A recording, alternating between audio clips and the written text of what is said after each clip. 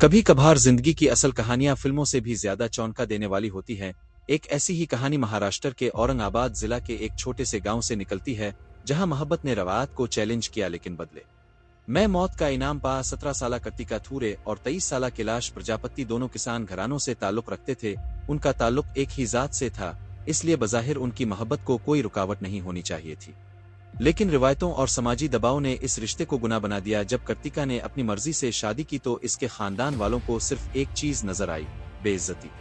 माँ और भाई ने इसे मुआफ नहीं किया, बल्कि दिल में इंतकाम की चिंगारी दबा ली। वक्त गुजरता गया और जब कृतिका माँ बनने वाली थी, इसकी माँ ने इसे मिलने की दावत दी, जैसे सब कुछ अब ठीक हो गया हो।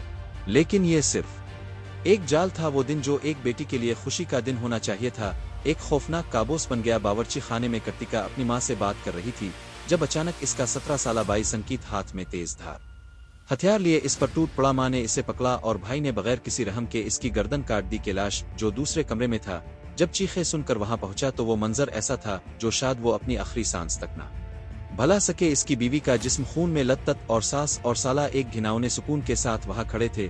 लेकिन कहानी यही खत्म नहीं होती। संकीत ने अपनी किट्टी हुई बहन का सर उठाया जैसे कोई जंगी गनीमत हो, और गांव में फखर से घूमता रहा। ये सब एक एजाज के नाम पर हुआ, आनर किलिंग। लेकिन सवाल ये है, क्या इज्जत की तारीफ इतनी बेरहम हो सकती है? क्या माँ जैसा मुकद्दस रिश्ता इतना सफाक हो सकता है?